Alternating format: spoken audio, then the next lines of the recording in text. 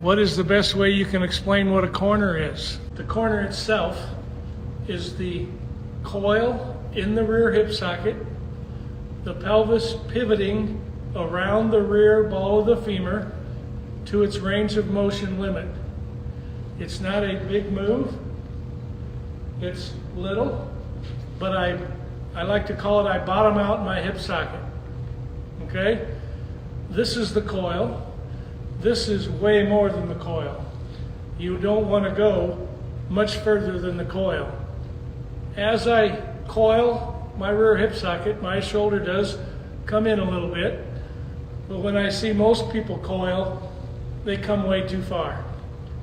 The distance you go is to the point where you can feel your leg is twisted, your hip socket is bottomed out. It's only, I'm guessing, 10 or 15 degree movement. That is the corner. Now from here, you're going to stretch your back.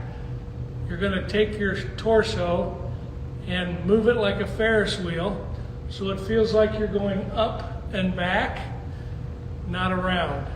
If you go around, your shoulder's going to come in with it. So you set your corner and then you stretch up and back with your back muscles.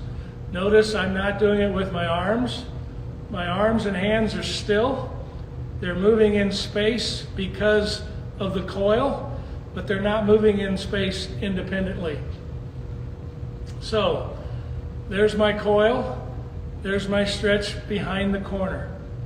From this point, I'm going to snap my hands and tilt my torso. And when I do that, that action releases the twisted leg and the barrel snaps to contact. The purpose of the coil, the purpose of the corner is to twist this leg. When that leg is twisted and stretched, and then you snap and tilt, the leg unwinds instantly. There's your corner. What can you do at home to understand it more? Well, I'll tell you what I show everybody I work with, what they should do when they're watching TV at night at the commercial. And this applies directly to their next cage lesson or to their next game. You don't need a bat. Just take a step in with your back foot and get up into this position and hold it. Okay?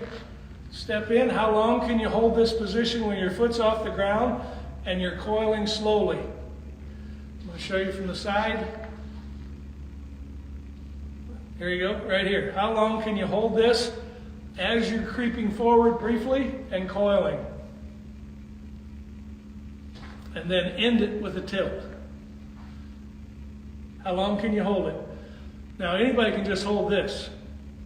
But I'm coiling and moving forward slowly. So that's going to limit how long I can hold it. I can hold it pretty long, but I can't hold it forever.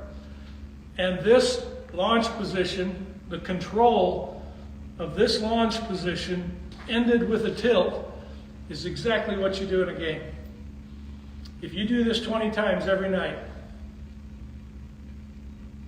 and learn to hold that for a long time, and then the next time you're in the cage or have a lesson or even a game, if it's a game, do it on deck so you can get used to it. And then do that in the batter's box.